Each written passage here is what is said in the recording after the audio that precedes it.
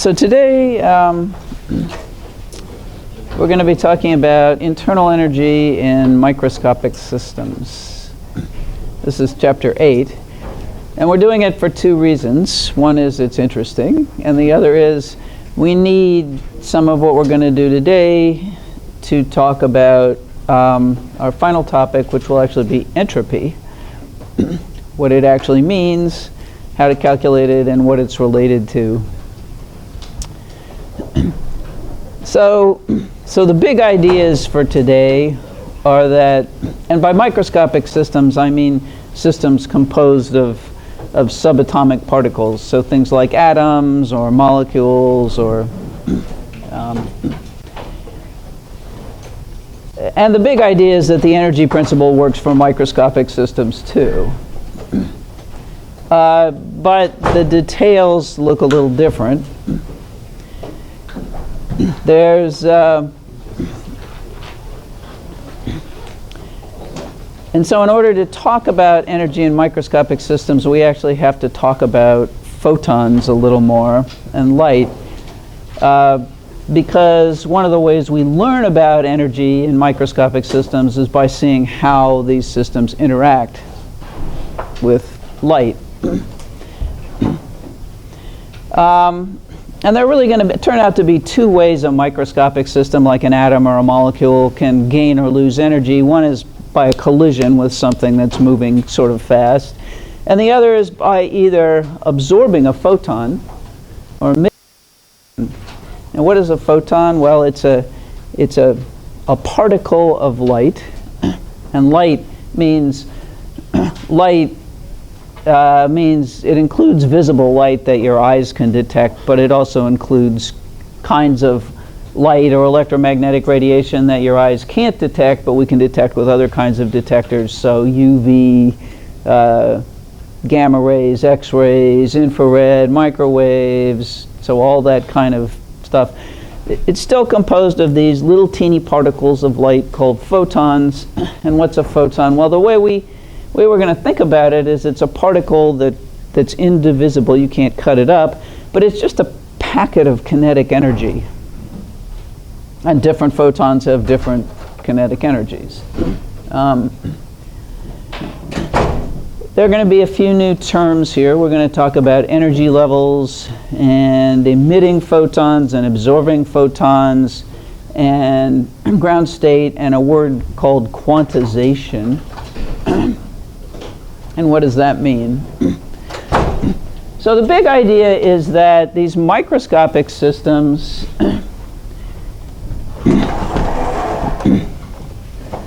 can only have certain values of energy. So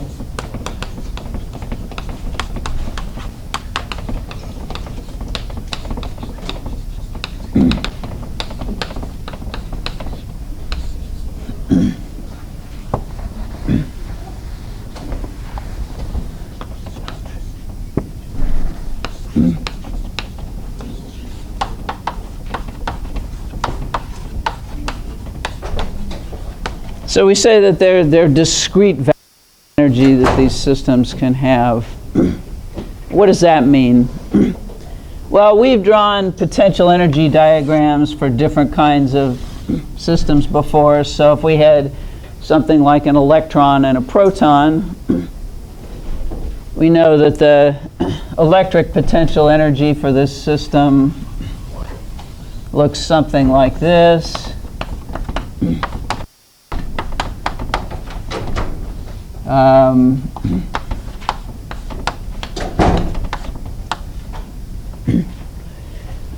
And it looks a lot like the gravitational potential energy curve because it's an attractive thing. So not a positron, an electron, and a proton. And you saw from your work with orbits that depending on how much energy a system had, you could have, so if this is energy and this axis is separation, you could have values of k plus u, could have this value or this value, or okay, up until we added so much energy that in fact K plus U became 0 or greater than 0 and the system was no longer bound. Microscopic systems are interesting in that they're a little bit different, and so we talked about springs the same way. So if we had a real spring, something like this, or this, let's draw it this way. Here's our Morse potential for two atoms bonded together, where this axis is R and this axis is energy. That there's some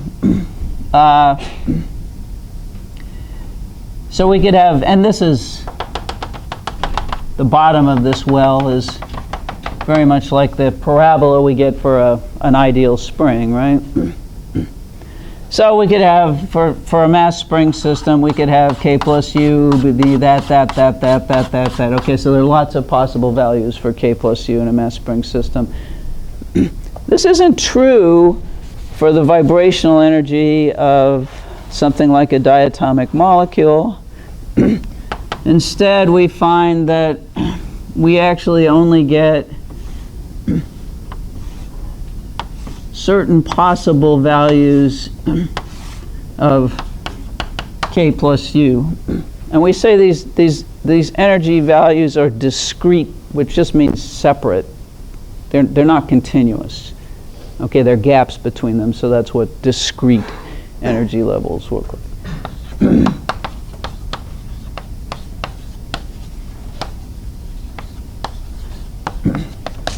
Sometimes we say these energy levels are quantized.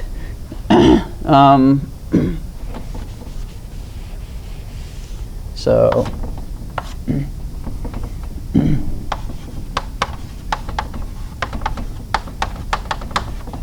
and a quantum is the amount of energy you need to go from one level to another, okay?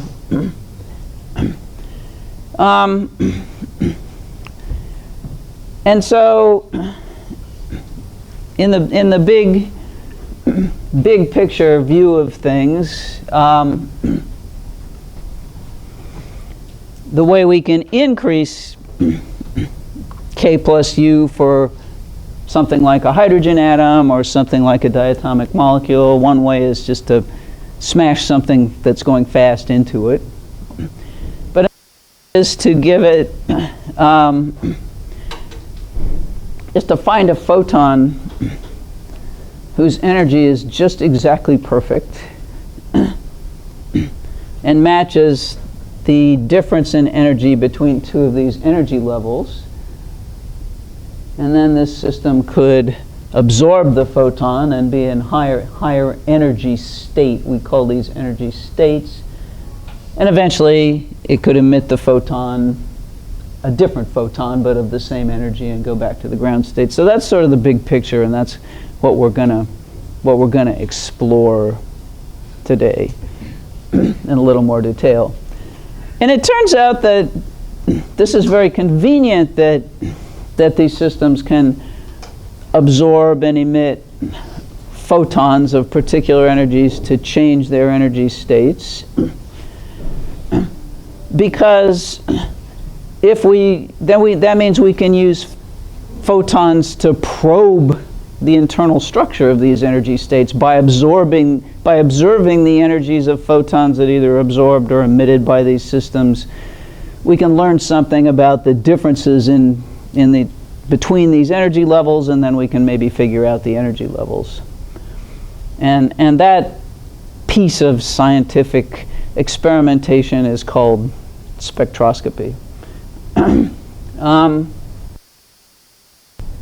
So, and basically it kind of looks like this.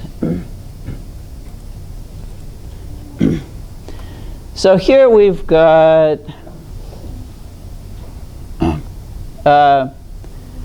some sort of a light source here, and this is just a screen that the light's going to be projected on. And Oops.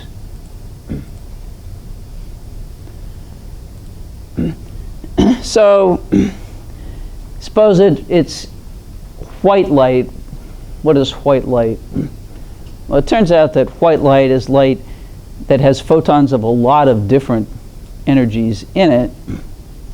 There's no such thing as a white photon, although there are red photons and green photons and blue photons, and so there are a lot of different photon energies. And you probably know this because you've probably done things like put a prism or a diffraction grating in front of a beam of white light, and then these beams of photons of different energies get depending on their energies, and you get this spread of different colors. You get the rainbow, and that suggests correctly that for visible light, the kind our eyes can detect, the color of the photon is correlated with the energy of the photon. And in fact, photons that are blue to violet have higher energy, and photons that are orange to red have lower energy, and then our eyes kind of cut out. And your eyes probably detect a wider range of photons than mine do. As we get older, we lose some of that visual acuity, although I may never have had it. My vision is so bad. But and so white light is composed of photons of many different energies. However, if we don't use a white light source, we use, for example, some sort of gas, like suppose we had a tube, and I should have tried to get one. I'll try for next time to get one, of something like hydrogen or helium or something, and we excite it by running an electric current through it, so it thinks electrons collide with it, it gets excited. It emits photons only in certain energies. Now, this particular putative gas is only emitting yellow, green, and sort of orangey kinds of photons. But a different gas, and we see here on our screen, our imaging screen, that we have these colored stripes that represent the colors of photons that came through. So this is an emission spectrum, and we talk about spectral lines, and the reason they're called lines is usually we have a vertical slit or something as a source, so they look like lines when they hit the screen. And a different kind of a gas, excited, has a different internal structure, and so it would emit photons of somewhat different pattern and different color, and that would be the spectrum of gas number 2.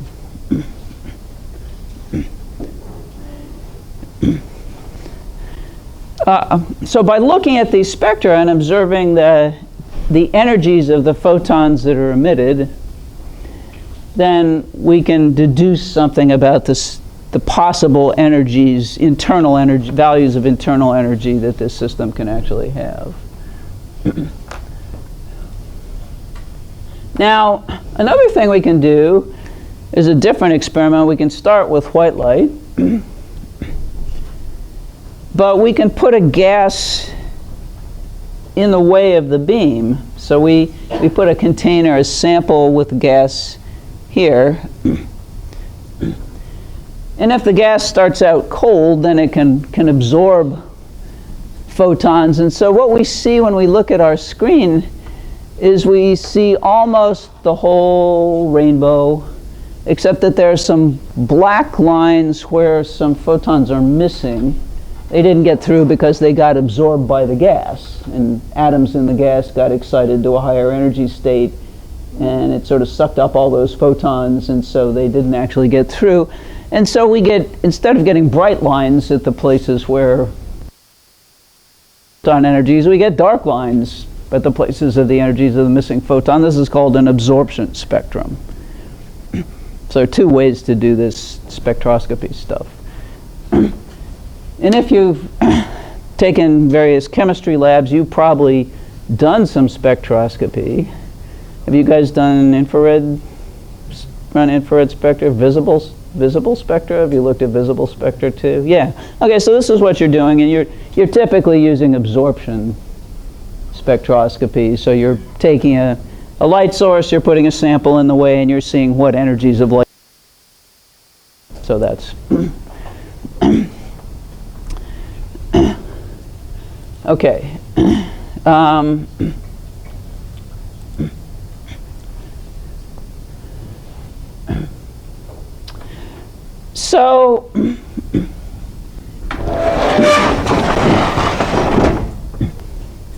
So there's a little bit of terminology that goes with this. So let's talk about atoms for a minute. So here's our potential energy curve, and we're asserting for the moment that there are only certain different values of k plus u that are allowed. It turns out in all cases, and this is true for our little microscopic mass spring system too, it turns out in all these cases there is a lowest possible energy state. So the system can never, ever, ever have less energy than this, even if it could get to absolute zero. And this lowest possible state is called the ground state.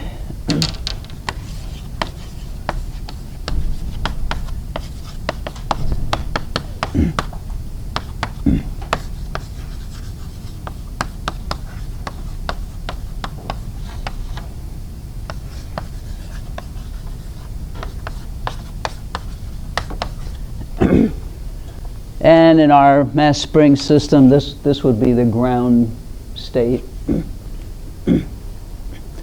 And so if we manage to take all the energy out of a system that we could possibly take out, we got it to emit lots and lots and lots of photons, so that it had as much energy was out of it as we could possibly take out, the system would be in the ground state. It would be in its lowest energy state. So ground state just means the lowest energy state for whatever system we're talking about. Any state above the ground state is called an excited state. So this would be the first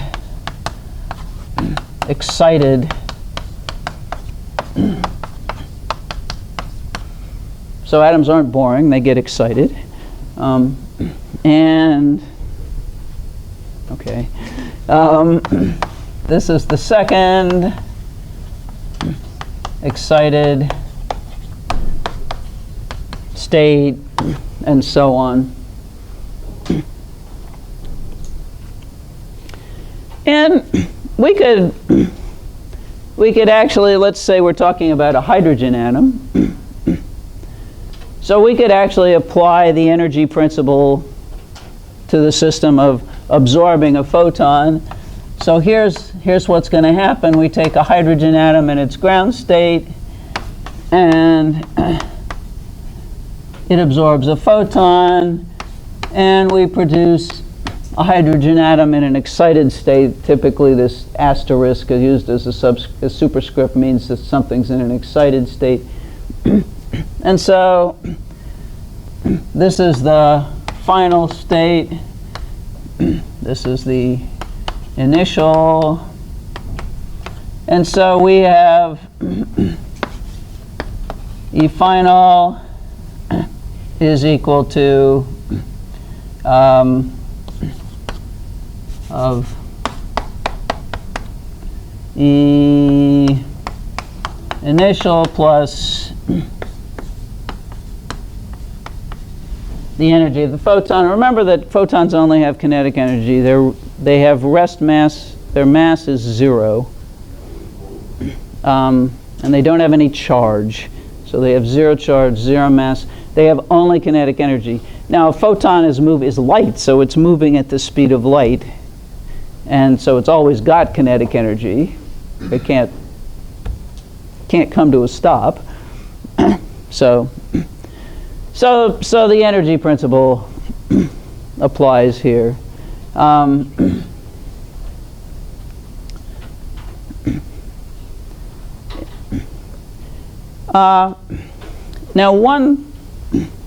before we get detailed, one last sort of big idea about this is an idea about temperature.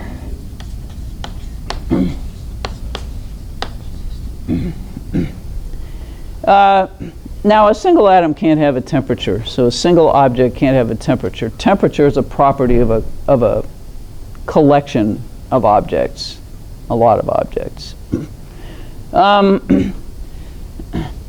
And so suppose we have some system. Here's energy, and here are some possible energy states that this system could have.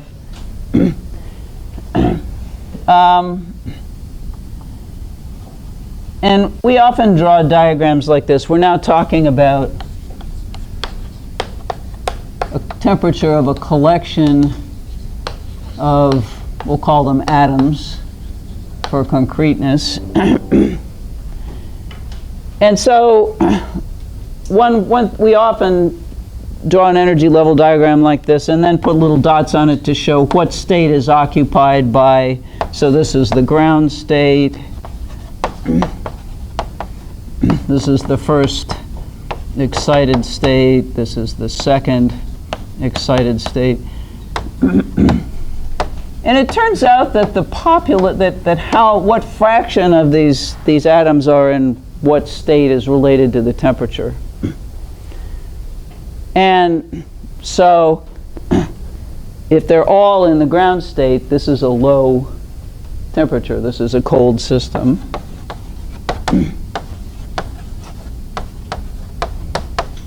Whereas for a system at a higher temperature,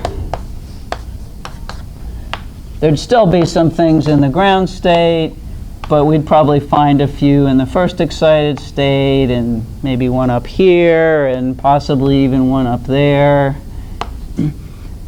So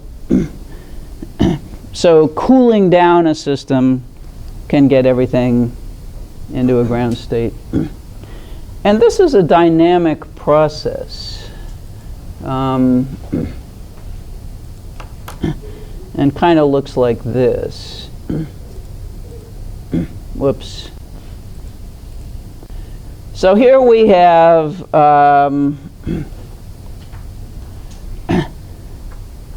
something that looks like this. We have a gas made of atoms, and we're going to put energy into the system by shooting a beam of electrons through the gas, and when the electrons collide with the atoms, they may excite them to some high energy state, and the electrons lose energy when they do that. And so let's see what happens. We turn on the beam, and an electron collides with an atom and gives it enough energy that it gets up into the second excited state, right? And then another electron that has somewhat higher energy comes along and collides and gets something up into the third excited state. And now we have another in the second excited state, and another, and another, and another in the third excited state. But look what happens now. See, these excited states have finite lifetimes. They don't last real long. And so eventually, they're kind of unstable. Eventually, an atom in an excited state, or a molecule in an excited state, will lose some energy by emitting a photon. And so this atom emits a photon, and here's our spectrum that we're building up down here. Yes? Okay, so like, kind of question. Is radiation the act of releasing a photon, or is it the act of like each electron being in a specific inside? Okay, so the question is basically, what is radiation? Is it the act of releasing photons? So radiation is a noun in this case. And what radiation means in this case, so electromagnetic radiation, we're talking about photons here. What that means, electromagnetic radiation just means photons. So electromagnetic radiation in the form of photons is coming from these lights and reaching your eyes. So radiation is the noun, it's the photons that are, now we are irradiating a sample with light if we shoot light at something. So you are being irradiated by photons, photons of energies of visible.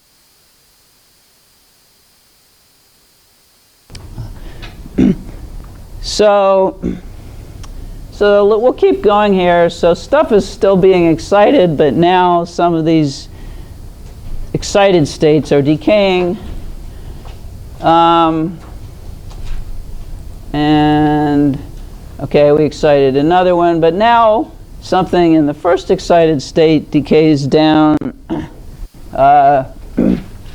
to the ground state. And because this difference in energy is bigger than that difference of energy, we can conclude that this cyan-colored photon must have greater energy than this yellow-green photon did. So the photons we see emitted, their energies correspond to the difference in energy levels between them. So we keep going, we keep exciting atoms, they keep decaying. Oh, we got another one now that we hadn't seen before.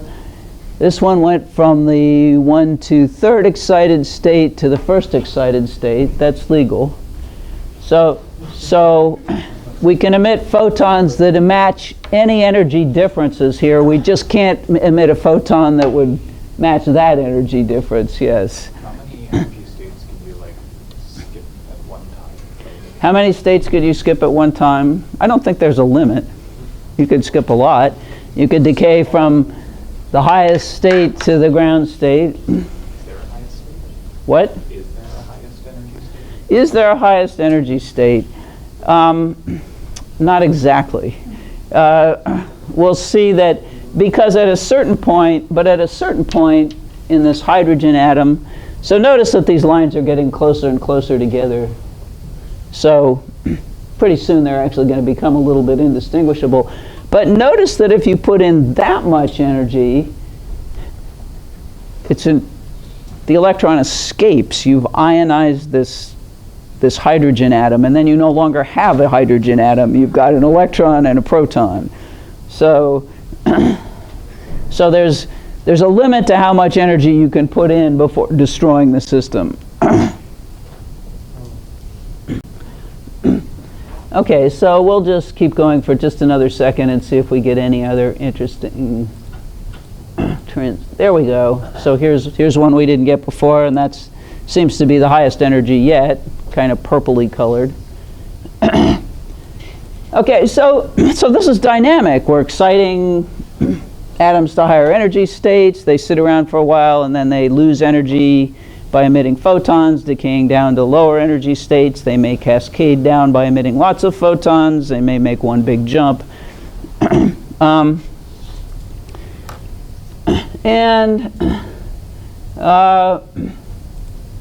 So here's just a sort of a number line that shows you what we call, these are really all the same thing. It's just photons, okay?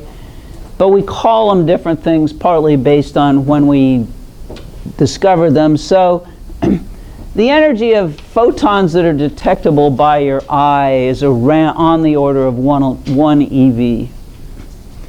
And in fact, if we blow that up, we find that about the highest energy your eye can detect is photons that are violet colored, are about 3.1 eV. And about the lowest energy that your eye can detect is 1.8 eV, which is a red. So we've got the rainbow in between there.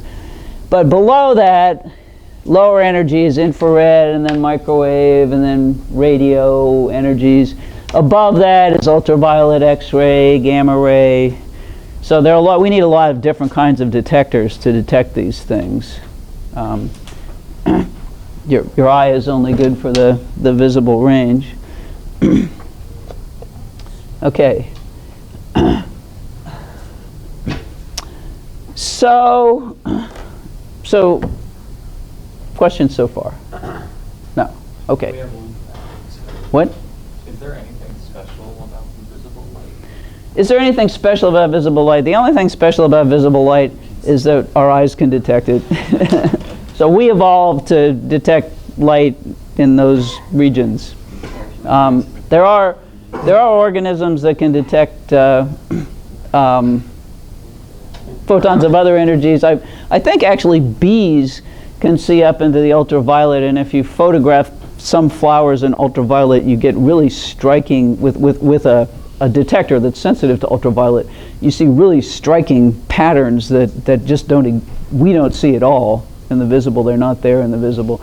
So, and there are organisms that can detect infrared. So the only thing special about visible light is that we're humans and we named it, and it works for our eyes. Yes. I noticed that this tells you something about the nature of the chemicals in your retina, that they are sensitive to that range of photon energy. Yeah, that's right. So the molecules in your eye are sensitive to that range of photon energies, and we can talk about that a little more next semester. But so to the extent that we think we're special, visible light is special, but in the grand scheme of things, maybe not so much. You're non-special. You can see. Yeah. And your skin is sensible. Your skin detects infrared, right? Stand in a campfire. Yeah, if you stand next to a radiator or a fire, you do have infrared sensors in your skin, but that's not your eye, right? So either that or you're a snake and you have infrared sensors in your tongue, I guess. But so how did people figure this out? Yeah, we're good. Well, people have been looking at spectra coming from atoms and molecules for a while, and it was hard to miss the fact that you only saw from a gas of excited hydrogen atoms, you only saw certain photons of certain energies, and you didn't find photons of any other energies. And that was puzzling. Yeah, I know. I mean, yeah, it would be neat to see ultraviolet. I want to be a bee. Well, go for it. Okay. So Niels Bohr started out trying to explain what we saw these very discrete energies coming out of things. And Bohr, being a good scientist, said, well, I'm going to make the simplest possible model that I can and just see what happens, because there's no point in making it more complicated until I see if this model explains anything at all. So he said, well, I know that protons and electrons attract each other, and I know that planets orbit stars because they attract each other, so maybe electrons orbit protons in an atom. I know there's electrons and protons in the atom, so maybe a hydrogen atom consists of something like an electron in a circular orbit around a proton. And then he said, but it seems like this orbit can't just have any old radius. You know, the energies of the orbits, we can't, there's some radius that's, you can't go below, and there's, so he said, I think that there's only certain possible radii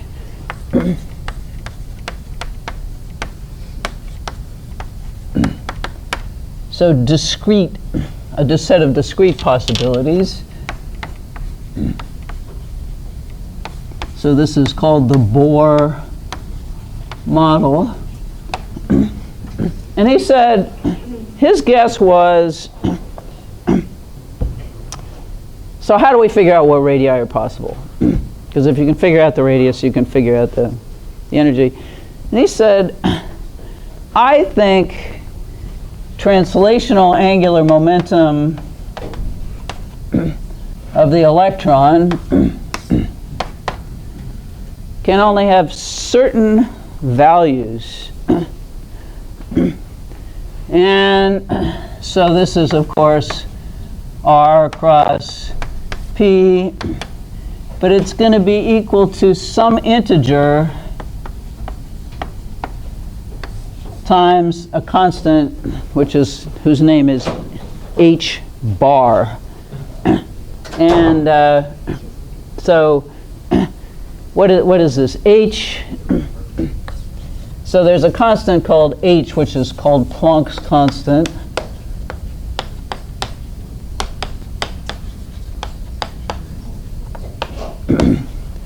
And the value of h is 1.05 times 10 to the minus 34 joule seconds.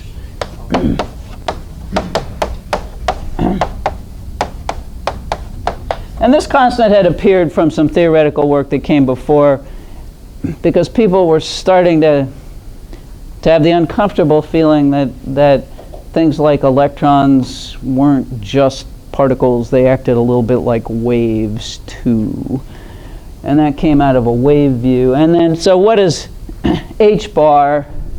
The constant that appears in the Bohr model is h over 2 pi. And that's equal to, let me get the number right, 6.6 times 10 to the minus 34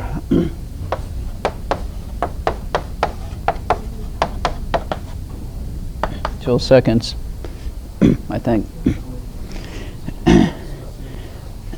Okay, so if we can only have certain values of angular momentum, and they have to be, and so this means it could be 1 times h bar, or it could be 2 times h bar, or 3 times h bar, but it couldn't be 1.5 times h bar. Okay, so the angular momentum is quantized in the sense that h bar, this constant, is a quantum of angular momentum. You can keep adding that much, but you can't add half of that. So that's what it means, angular momentum is quantized.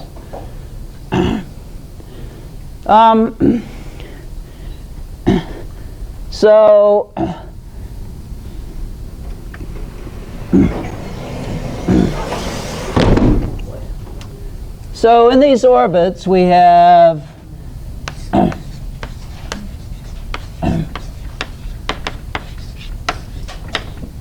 so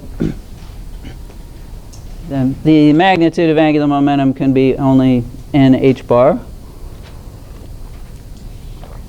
And then we can say, well, we know that in our circular orbit,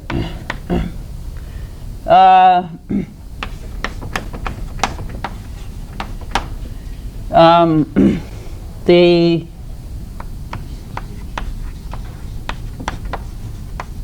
circular orbit at constant speed, dp dt is all dp dt perpendicular is the only component of dp dt there is, because momentum isn't increasing in magnitude or decreasing in magnitude.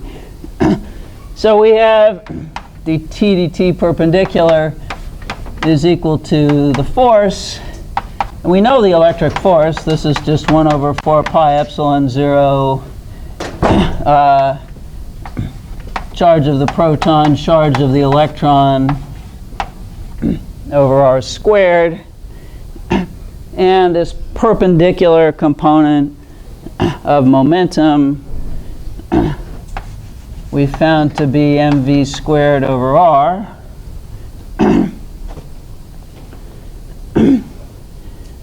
And if we start from, so this says r p equals n h bar, so that must mean that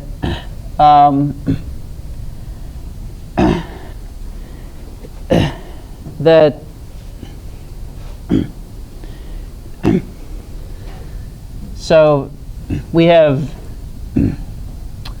v is p over m.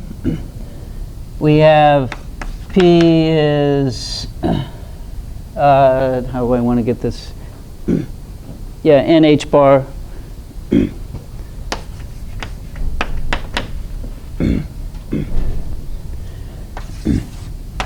So we plug these things in, and we do a lot of algebra, where n is this thing that can be. So we have algebra,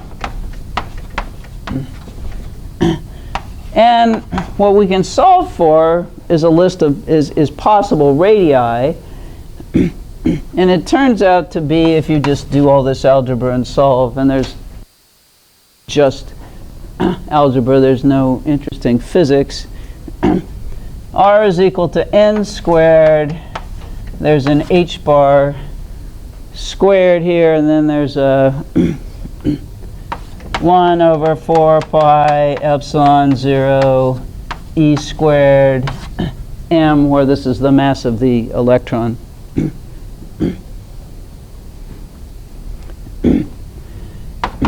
And this turns out to be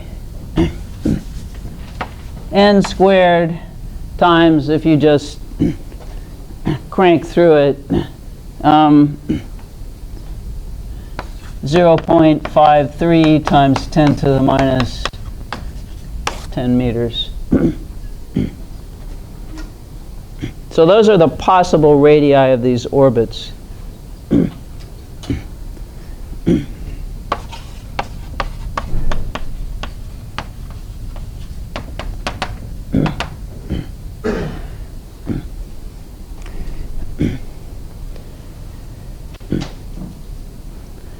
Okay, so we take one more step further and we say, what does that tell us about energy?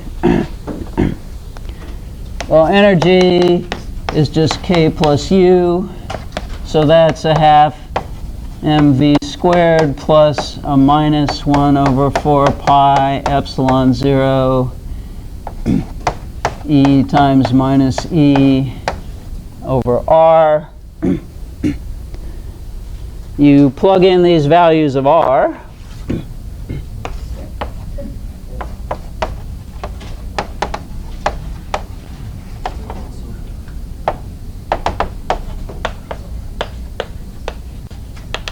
Lots of algebra.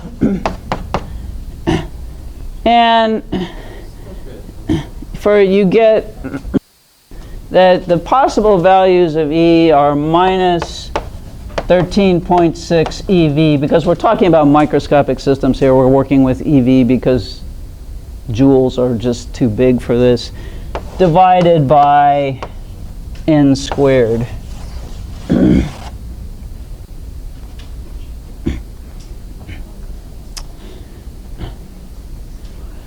So basically, these values of energy were computed, possible energy for the states of a hydrogen atom, were computed by postulating that angular momentum could only have certain values. And that led to this set of E's. Yes? How is energy negative? What? How is energy negative? Well, how is energy negative? Because it's a bound system. So here's R, here's energy, here's R, U electric is 1 over 4 pi epsilon 0 E times minus E over R. So for a bound system, K plus U is negative. We're not including rest energy here, right? So for a bound system, K plus U was negative. You saw that. So the possible energy states are minus 13.6 eV when n is 1. And the next one would be a minus, so n equals 1. This is the ground state. This is going to be minus 13.6 divided by n2 squared, which comes out to minus 3.4.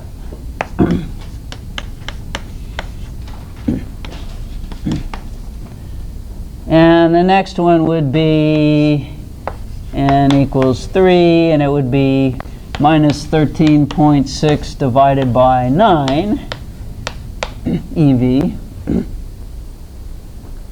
Right? Yeah. Each, like n represents an orbital, correct? N represents, does it represent an orbital? Basically, yes. What n is called a quantum number. And it's an integer, but it corresponds to the particular radius of an orbit. Okay? So remember that when you looked at spacecraft orbiting the Earth, you had to put in energy to get it to go farther away, right? So smaller radius meant less, the smaller value of K plus U, bigger radius meant a big value of K plus U. So basically, this would be n equals 1, and then we'd have etc. Now, and so when Bohr did this, and then he looked at, okay, so what would, suppose I had a gas of hydrogen atoms and I shot electrons at them and excited them, and then I watched to see what energy of photons were emitted. This actually matched. Okay, so the energy from going from 3 to 2, which would be that number minus that number, matched the energies of the photons that are observed in the hydrogen spectrum. So he said, well, this model works. Now, it turns out that, of course, we had to make the model more, refine the model and make it more sophisticated. Atoms aren't flat, they're spherical. And this model doesn't work perfectly for helium, so you have to actually take into account the fact that things are spherical and that electrons don't just orbit in circles, they can move in a spherical pattern or maybe even a non-spherical pattern in some of these weird higher orbitals around a nucleus. But Bohr's basic idea proved to be right.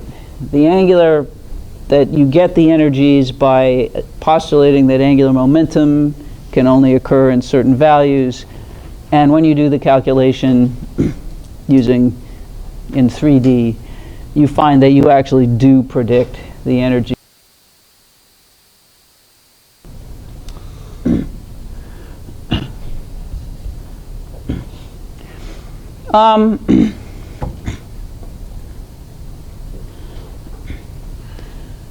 So a different piece of evidence, actually,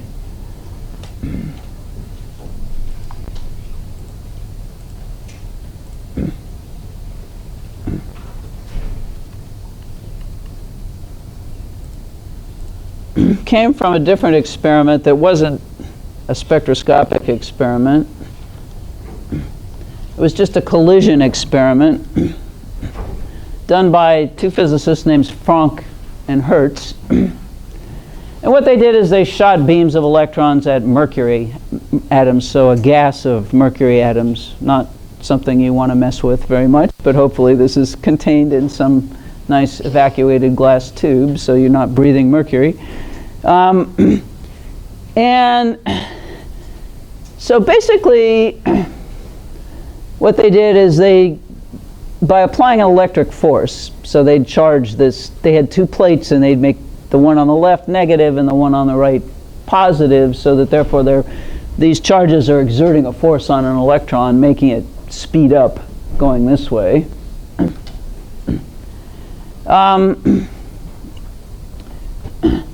And so they'd change the electric force on the electron, and then they'd see what the kinetic energy of the electrons they collect. They'd shoot them out here. There'd be some force. It'd speed up. They'd see what energy the electrons had when they got to here. And so they found, for kind of a small force here, so that's a really small force because the orange arrow is the force and you can't even see it. The green arrow is the velocity, the momentum of the electron. It's getting larger and larger and larger. That's a mercury atom. Not much happened though, and so the energy of the electron just increased gradually, and it didn't interact much with the mercury atom. They said, well, let's make the force bigger. So let's try this again. Okay, now we got a bigger force, so it's speeding up faster and faster and faster and faster and faster. And still, its kinetic energy is what you'd expect when you get to the end. But if you make this electric force even bigger, you eventually get to a point where something interesting happens. But that wasn't it. Okay, we'll make it really big.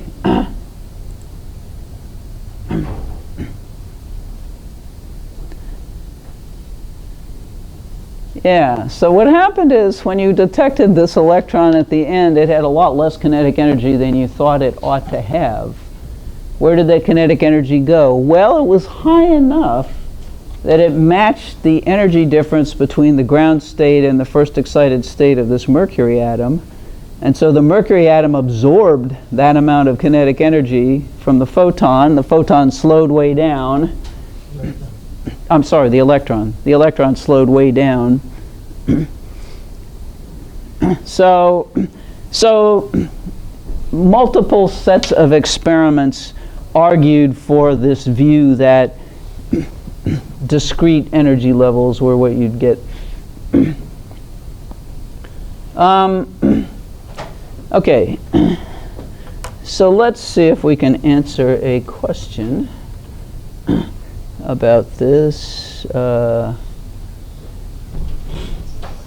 Okay, so here's our question. Suppose we have some atom that has these possible energy levels. This would be the ground state. This is K plus U here. We're just not drawing a potential energy curve. We're just drawing a horizontal line to represent possible values of K plus U. Imagine some potential energy curve here. And we know that we can calculate them using something like this equation. And we get that the values of possible values of K plus U are minus 9 eV, minus 5 eV, minus 2 eV, and 1 eV. So the question is, if we shoot a beam of electrons at this thing and this particular one atom gets up to the second excited state, what possible energies of photons might we detect when it decides to decay to some other situation? So talk to your neighbor for a minute.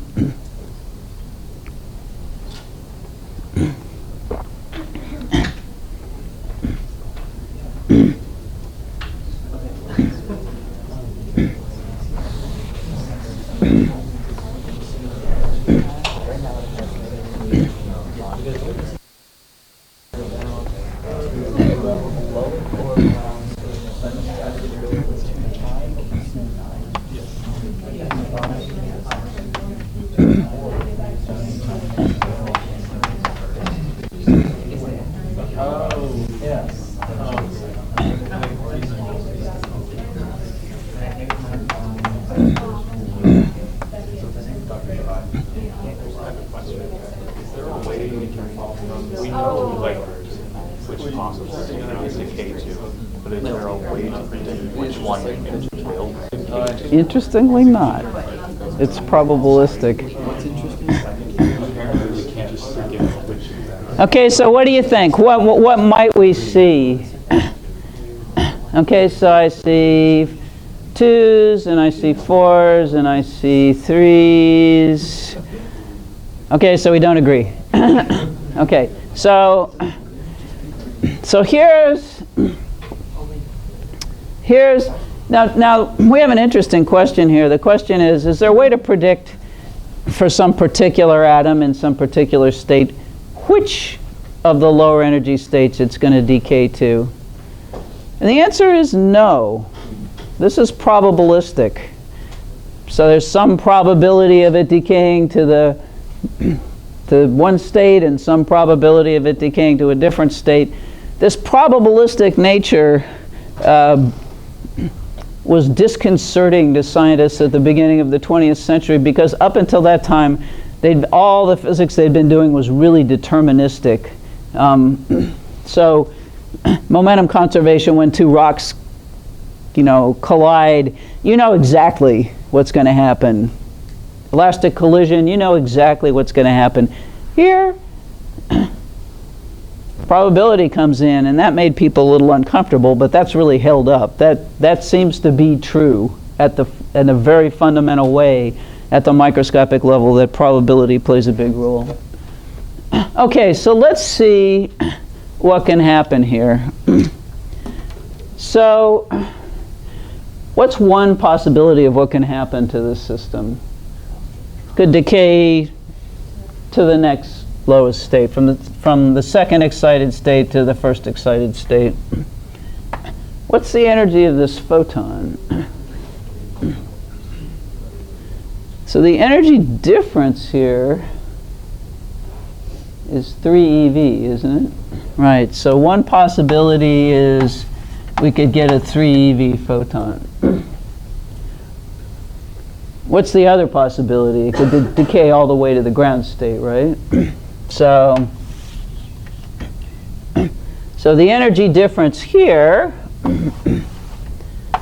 is 7 eV, so we might get a 7 eV photon. So if you answered 3, which says 3 or 7 eV, you're correct, because those are the two possible things we could see under this circumstance. Now notice that the photons correspond to energy differences here. They don't correspond to energies. So it's the difference between these two states that corresponds to the energy of a photon.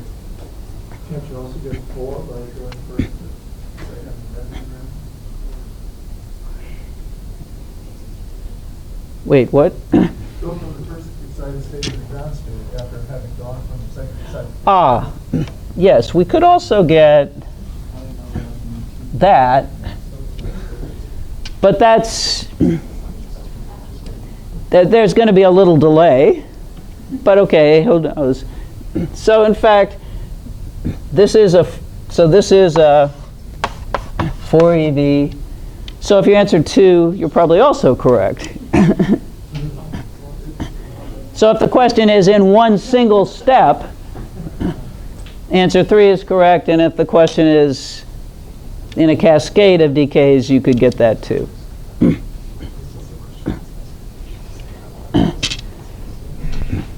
Now, okay, so we good? Questions about this? We're good. I want to go back to vibrational energy for just a minute, because that's going to be important to us as we talk about entropy.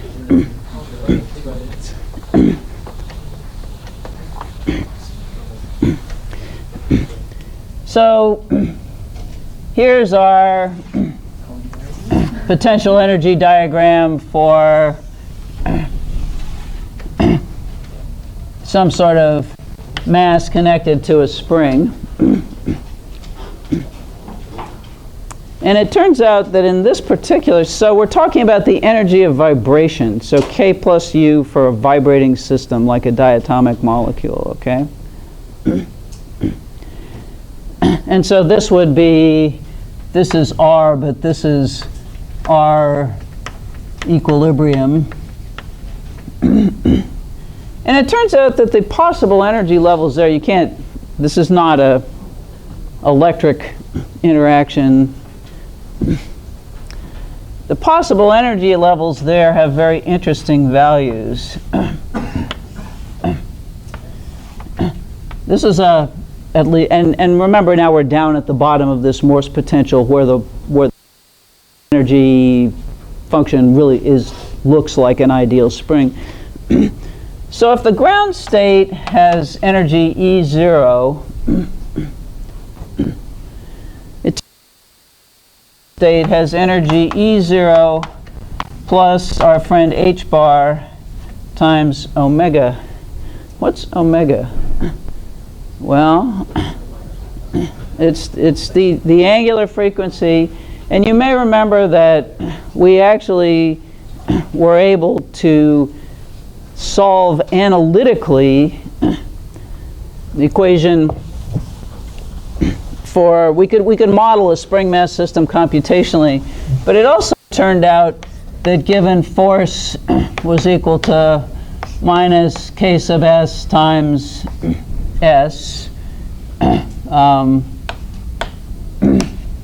we actually got, for a one-dimensional oscillator, we were actually able to get an equation that said x of t was the amplitude of the oscillation times cosine of omega times t. This is at the end of chapter 4, using dp dt equals f.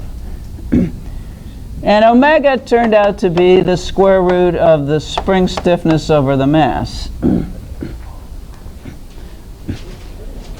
Well, here this is actually true. So this is E0 plus our friend H bar times the square root of the interatomic spring stiffness, this thing you calculated from Young's modulus, divided by the mass of an atom. So we have this microscopic spring.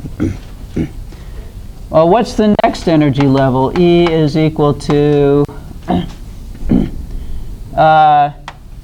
E0 plus 2 times H bar omega. And the next one is E0 plus 3 H bar omega. So these microscopic oscillator systems are kind of easy to think about. Where are we? Here.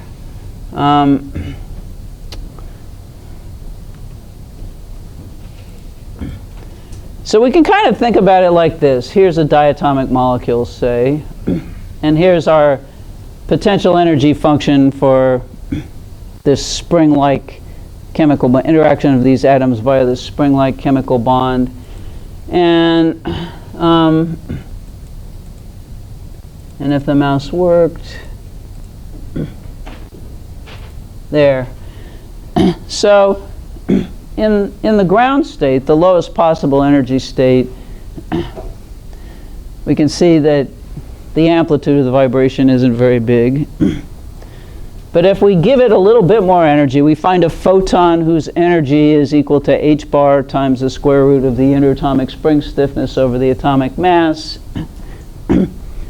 We give it a little more energy. Well, it's got a little more energy. And it could have more and more and more and even more, but then it could have less if it, so basically by emitting and absorbing photons, and these photons for these tend to be in the range, the energy range we call infrared, about 10 to the minus 2 eV roughly. And so when you're doing infrared spectroscopy and looking at molecules, what you're looking at is the energy of vibration of certain chemical bonds in the molecules.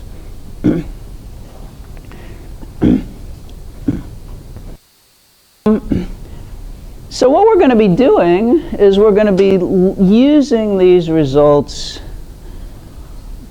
to model in detail the distribution of energy in a solid, which is composed of lots of these atoms bonded to each other by springs.